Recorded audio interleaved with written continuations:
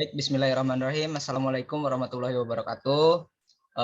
Aku Tapi Setiawan dengan NIM 2110054 sebagai moderator dari kelompok 6 Islam dan Sains.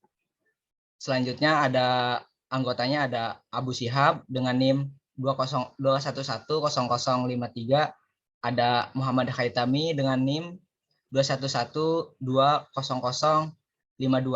Baik, tanpa memperlambat waktu, jadi langsung saja. Jadi kami di sini akan menjelaskan tentang Islamisasi ilmu pengetahuan. Nah, untuk pokok-pokok pembahasannya yaitu ada pengertian Islamisasi ilmu pengetahuan, tujuan Islamisasi ilmu pengetahuan, langkah-langkah Islamisasi, dan apa pengaruhnya gagasan Islami ilmu pengetahuan. Nah, untuk yang pertama, Islamisasi ilmu pengetahuan, pengertiannya. Jadi Islamisasi ilmu pengetahuan terdiri dari 3 kata, yaitu kata Islami, ilmu, dan pengetahuan. Di sini penulis di sini jadi Islamisasi itu artinya adalah pengalaman, pengislaman. Pengislaman dunia bisa juga usaha mengislamkan dunia. Sedangkan ilmu adalah merupakan cara berpikir dalam menghasilkan suatu kesimpulan yang berupa pengetahuan yang dapat diandalkan.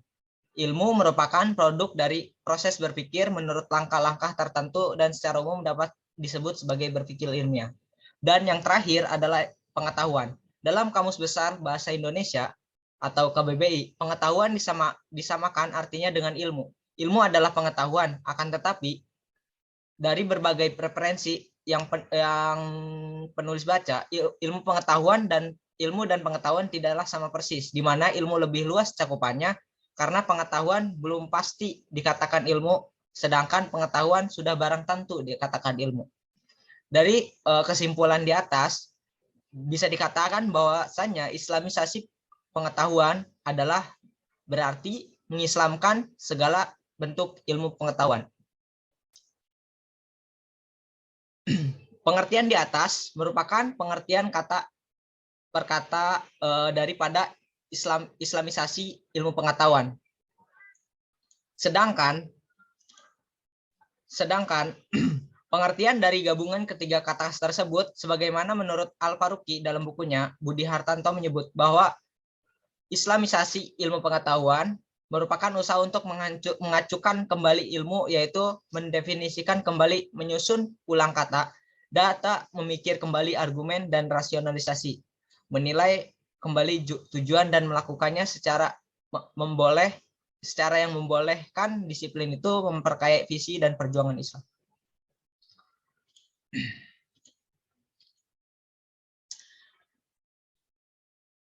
Nah, untuk Islamisasi ilmu pengetahuan menurut Al-Atlas itu pembebasan manusia dari tradisi magis, mitologis, animistis, kultur nasional atau yang bertentangan dengan Islam, dan dari belenggu paham sekuler terhadap pemikiran dan bahasa. Juga pembebasan dari kontrol dorongan fisik yang cenderung sekuler dan tidak adil terhadap hakikat diri atau jiwa. Sebab manusia dalam wujud fisiknya cenderung lupa terhadap hakikat dirinya yang sebenarnya, berbuat tidak adil terhadapnya. Islamisasi adalah suatu proses menuju bentuk asalnya yang tidak sekuat proses evolusi dan devolusi.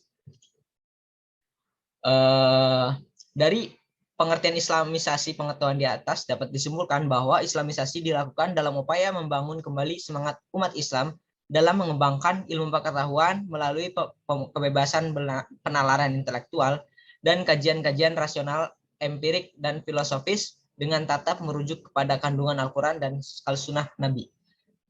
Sehingga umat Islam akan bangkit dan menyusul ketinggalan dari umat lain, khususnya Barat.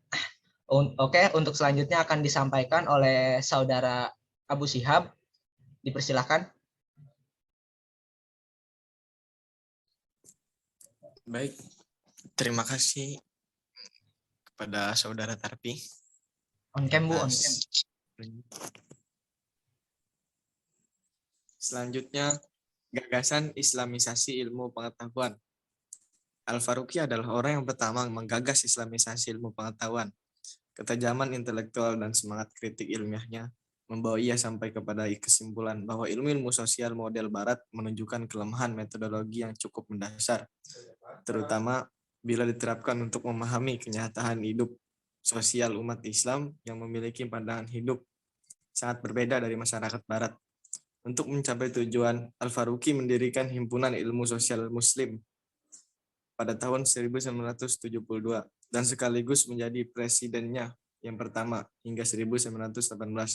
Melalui lembaga ini, ia berharap bahwa Islamisasi ilmu pengetahuan terwujud.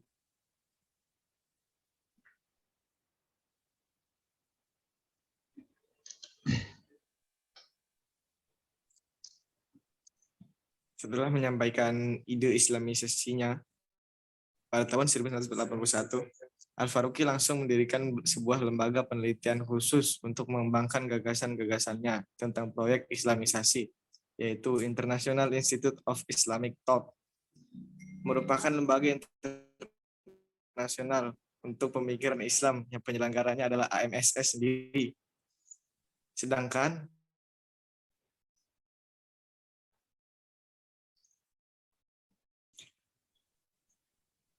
hakikat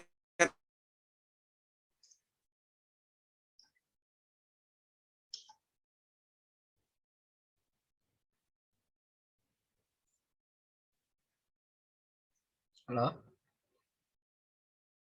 Kenapa, Bu? dan konotasinya tanpa mengidentikan keduanya.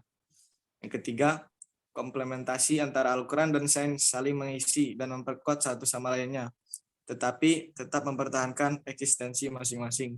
Yang terakhir, komparasi membandingkan konsep atau teori sains dengan konsep atau teori agama mengenai gejala yang sama.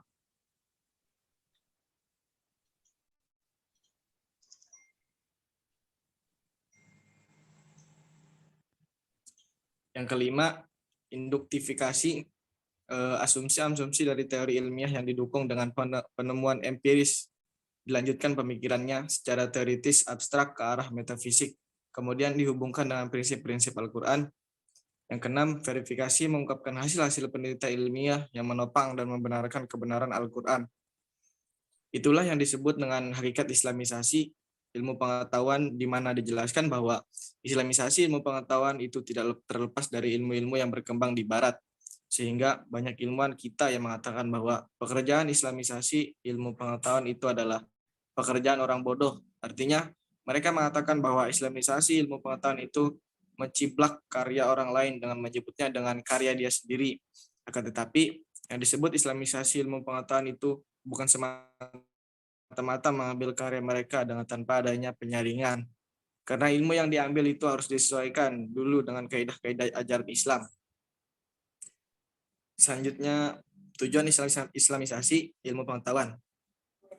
Tujuan adalah hal yang sangat perlu dalam merumuskan sesuatu, karena tujuan merupakan titik yang akan kita tuju dalam melakukan sesuatu. Jadi, tanpa adanya tujuan, maka akan sulit untuk melakukan perencanaan, langkah-langkah, dan lain begitu. Begitu juga dalam merumuskan Islamisasi ilmu pengetahuan, di mana ada beberapa tujuan yang harus dicapai dalam menjalankan ide Islamisasi.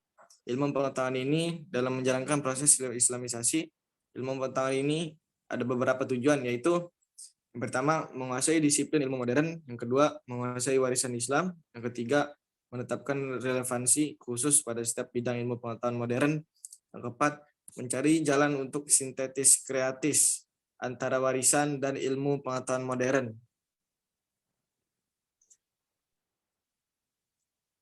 Yang kelima, membangun pemikiran Islam pada jalan yang mengarah pada kepatuhan pada hukum Tuhan. Yang keenam, bahwa di dalam Islamisasi ilmu pengetahuan terdapat pengakuan akan adanya hierarki atau tingkatan-tingkatan ilmu pengetahuan. Yang terakhir, meletakkan wahyu bukan saja sebagai salah satu sumber ilmu pengetahuan, tetapi juga standar tertinggi dalam menemukan kebenaran. Selanjutnya, secara umum Islamisasi ilmu tersebut dimaksudkan untuk memberikan respon positif terhadap realistis ilmu pengetahuan modern yang sekularistik dan Islam yang terlalu religius. Dalam model pengetahuan baru yang utuh dan integral, tanpa pemisahan di antaranya, kegiatan Al-Faruqi dalam masalah Islamisasi didorong oleh pendapat bahwa ilmu pengetahuan dewasa ini sudah sekuler dan jauh dari kerangka tauhid. Untuk itu, dia menyusun kerangka teori, metode, dan langkah-langkah praktis menuju Islamisasi ilmu pengetahuan. Sejalan dengan itu, dia juga menyerukan adanya perombakan sistem pendidikan Islam yang mengarah kepada Islamisasi ilmu pengetahuan dan terciptanya paradigma tauhid. Dalam pengetahuan dan pendidikan, sebagai panduan untuk usaha tersebut, Al-Faruqi menggariskan satu kerangka kerja dengan 5 tujuan dalam rangka Islamisasi ilmu sebagai berikut. Yang pertama, penguasaan disiplin ilmu modern. Yang kedua, penguasaan khasanah warisan Islam.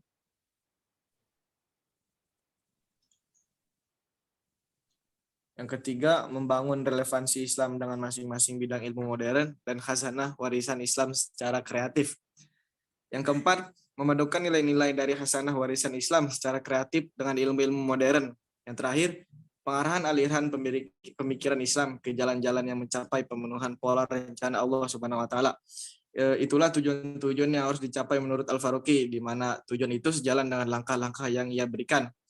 Al-Faruqi adalah orang yang benar-benar jelas idenya dalam merumuskan Islamisasi ilmu pengetahuan ini, karena Al-Faruqi mulai dari langkah-langkah sampai ketujuannya merumuskan dengan sangat jelas, dengan bahkan cuma satu tujuan yang ia rumuskan, tapi ada 5.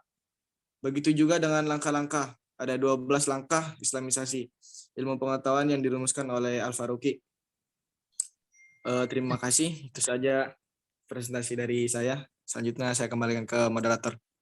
Baik, terima kasih kepada Saudara Abu Syihab yang telah menyampaikan presentasi yang luar biasa sekali tentunya. Selanjutnya akan bagian langkah Islamisasi dan juga bagian F akan disampaikan oleh Saudara Haitami, Muhammad Haitami. Dipersilahkan.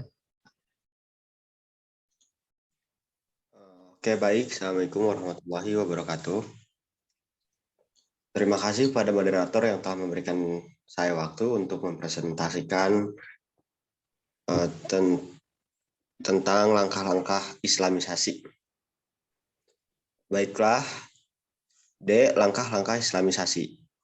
Pandangan Al-Faruqi berkenaan dengan langkah-langkah dalam Islamisasi ilmu pengetahuan.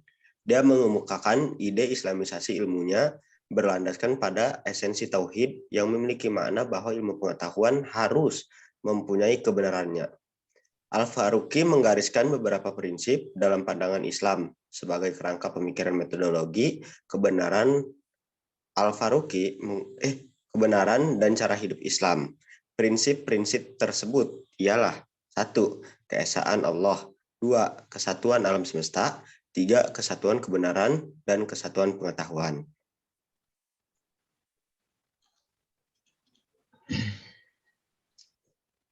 Menurut Al-Faruqi, kebenaran wahyu dan kebenaran akal itu tidak bertentangan tetapi saling berhubungan dan keduanya saling melengkapi. Karena bagaimanapun, kepercayaan terhadap agama yang ditopang oleh wahyu merupakan pemberian dari Allah dan akal juga merupakan pemberian dari Allah yang diciptakan untuk mencari kebenaran. Menurut Al-Faruqi, sasaran atau tujuan yang dituliskan di atas bisa dicapai atau untuk mempermudah proses Islamisasi ilmu pengetahuan adalah melalui 12 langkah sistematis, yaitu yang pertama, penguasaan disiplin ilmu modern, penguraian kategoris disiplin ilmu dalam tingkat kemajuannya sekarang di Barat harus dipisah-pisahkan menjadi kategori-kategori, prinsip-prinsip, metodologi-metodologi, problema, dan tema-tema. Yang kedua, survei disiplin ilmu. Semua disiplin ilmu disurvei dan di esai-esai harus ditulis dalam bentuk bagan mengenai asal-usul dan perkembangannya beserta pertumbuhan metodologisnya. Perluasan cakrawala wawasannya dan tak lupa membangun pemikiran yang diberikan oleh para tokoh utamanya. Langkah ini bertujuan menetapkan pemahaman Muslim akan disiplin ilmu yang dikembangkan di dunia Barat. Yang ketiga, penguasaan terhadap khazanah Islam. Khazanah Islam harus dikuasai dengan cara yang sama. Tetapi di sini apa yang diperlukan adalah antologi mengenai warisan pemikir Muslim yang berkaitan dengan disiplin ilmu. Yang diperlukan adalah antologi mengenai warisan pemikir Muslim yang berkaitan dengan disiplin ilmu. Yang keempat, penguasaan terhadap khazanah Islam untuk tahap analisa. Jika antologi telah disiapkan, khazanah pemikir Islam harus dianalisa dari perspektif masalah-masalah masa kini. Yang kelima, penentuan relevansi spesifik untuk setiap disiplin ilmu. Relevansi dapat ditetapkan dengan mengajukan 3 persoalan. Pertama, apa yang telah disumbangkan oleh Islam, mulai dari Al-Quran hingga pemikir-pemikir kaum modernis dalam keseluruhan masalah yang telah dicakup dalam disiplin-disiplin modern. Kedua, seberapa besar sumbangan itu jika dibandingkan dengan hasil-hasil yang telah diperoleh oleh disiplin modern tersebut. Ketiga, apabila ada bidang-bidang masalah yang sedikit diperhatikan atau sama sekali tidak diperhatikan oleh khazanah Islam, ke arah mana kaum muslim harus mengusahakan untuk mengisi kekurangan itu. Juga memformulasikan masalah-masalah dan memperluas visi disiplin tersebut. 6. Penilaian kritis terhadap disiplin modern. Jika relevansi Islam telah disusun, maka ia harus dinilai dan dianalisa dari titik pijak Islam. Yang ketujuh, penilaian krisis terhadap khazanah Islam. Sumbangan khazanah Islam untuk setiap bidang kegiatan manusia harus dianalisa dan relevansi kontemporernya harus dirumuskan. 8. Survei mengenai problem-problem terbesar umat Islam. Suatu studi sistematis harus dibuat tentang masalah-masalah politik, sosial, ekonomi, intelektual, kultural, moral, dan spiritual dari kaum muslim. 9. Survei mengenai problem-problem umat manusia. Suatu studi yang sama, kali ini difokuskan pada seluruh umat manusia harus dilaksanakan. 10. Analisa kreatif dan sintesa. Pada tahap ini, sarjana muslim harus sudah siap melakukan sintesa antara khazanah-khazanah Islam dan disiplin modern, serta untuk menjembatani jurang kemandekan berabad-abad. Dari sini, khazanah pemikir Islam harus disenambungkan dengan prestasi-prestasi modern dan harus membuat batas ilmu pengetahuan ke horizon yang lebih luas daripada yang sudah dicapai disiplin-disiplin modern. Ke-11, merumuskan kembali disiplin-disiplin ilmu dalam kerangka kerja framework Islam. Keseimbangan antara khazanah Islam dengan disiplin ilmu modern dan harus ditulis menuangkan kembali disiplinnya modern dalam cetakan Islam. 12. Penyebarluasan ilmu pengetahuan yang sudah diislamkan. Selain langkah tersebut di atas, alat-alat bantu lain untuk mempercepat islamisasi pengetahuan adalah dengan mengadakan konferensi-konferensi dan seminar untuk melibat berbagai ahli di bidang-bidang ilmu yang sesuai dalam merancang pemecahan masalah-masalah yang menguasai pengkotakan antar disiplin. Selanjutnya, pengaruh gagasan islamisasi ilmu pengetahuan. Adapun gagasan islamisasi ilmu pengetahuan ada yang merupakan pengaruh positif dan ada pula yang negatif, yaitu 1. Adanya ilmu muslim yang mengatakan bahwa gagasan islamisasi ilmu pengetahuan muncul sebagai reaksi adanya konsep dikotomi antara agama dan ilmu pengetahuan yang dimasukkan masyarakat barat dan budaya masyarakat modern. Yang kedua, selanjutnya dengan munculnya ide islamisasi ilmu pengetahuan, maka mengakibatkan pertentangan di antara ilmuwan kita. 3. Yang menjadi pengaruh positifnya adalah melalui islamisasi ilmu pengetahuan, munculnya ilmu-ilmu dan juga perekonomian yang islami, seperti ilmu kedokteran yang islami, bank syariah. Makanya mari menabung di bank syariah dan berinvestasi agar instrumen ekonomi Islam membesar. Yang 4, dengan gagasan islamisasi sains, tersebut, maka sains dapat memproduk teknologi yang ramah lingkungan. Teknologi bisa serasi dengan maqasid syariah dan bukan dengan nafsu manusia. 5. Gagasan atau gerakan islamisasi ilmu pengetahuan menggugah hati kaum muslimin untuk sadar dengan keadaannya. Karena Islamic Science merupakan salah satu upaya menjawab tantangan modernitas yang melanda umat Islam. Karena ada semacam guncangan di kalangan umat Islam, menyaksikan realitas yang menempatkan diri mereka pada suatu buram sejarah. Di balik kemegahan peradaban Barat yang terus melaju pasca Renaissance, sebagian besar dunia Islam secara kontras justru termegap-megap dalam sesuatu yang dalam visi modern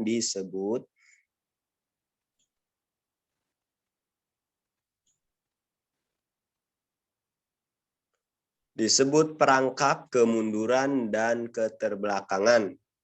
Terlebih masih segar dalam ingatan kolektif umat Islam bahwa beberapa abad lampau mereka pernah memegang supremasi peradaban dengan dominasi yang kukuh pada ranah kebudayaan, politik maupun ekonomi. Dengan simbol kekuasaan politik kekhalifahan Abbasiyah di Baghdad, kekhalifahan Umayyah di Cordova, mereka pernah berada pada posisi superior dibandingkan masyarakat Eropa yang pada masa itu justru terkungkungi masa-masa sejarah yang gelap. Sering dengan gerakan kembali ke Islam yang marak di kampus-kampus semenjak tahun 1980-an, gerakan islamisasi ilmu pengetahuan menjadi semacam cermin kerinduan para intelektual dan ilmuwan muslim modern terhadap sesuatu yang khas milik mereka. Gerakan ini juga menggambarkan tekad mereka untuk menerapkan ajaran Islam. Selanjutnya yaitu penutup. Untuk penutup, kesimpulan yang bisa diambil oleh kami sebagai penulis dari uraian di atas berkesimpulan bahwasannya islamisasi ilmu pengetahuan perlu ditindaklanjut karena sesuai dengan konsep, prinsip, metodologi yang jelas, yaitu berlandaskan ketauhidan dan keimanan serta memiliki rencana kerja. Mengingat keterpurukan dunia Islam saat ini di tingkat yang paling parah, sehingga perlu adanya pembaharuan, salah satunya ialah di bidang pendidikan, di mana pendidikan kita harus diarahkan pada keimanan yang merupakan core dari gagasan tersebut, yang menyebutkan 5 kesatuan, yaitu kesatuan ketuhanan, kesatuan alam semesta, kesatuan kebenaran dan pengetahuan, kesatuan kehidupan, dan kesatuan kemanusiaan. Gerakan islamisasi ilmu ini perlu diimplementasikan oleh para cendekia muslim sendiri yang memiliki keluasan ilmu dan keahlian yang mantap terhadap ilmu-ilmu keislaman dan ilmu pengetahuan yang non-Islam. Pada masa awal Islam sampai masa keemasannya memang tidak ada labelisasi Islam pada setiap ilmu pengetahuan, karena saat itu umat Islam mempunyai posisi yang kuat dan penguasa ilmu pengetahuan, walaupun tidak menggunakan label Islam, tapi framework yang mereka miliki berlandaskan Islam, sehingga kegiatan-kegiatan yang mereka lakukan saat itu semakna dengan islamisasi.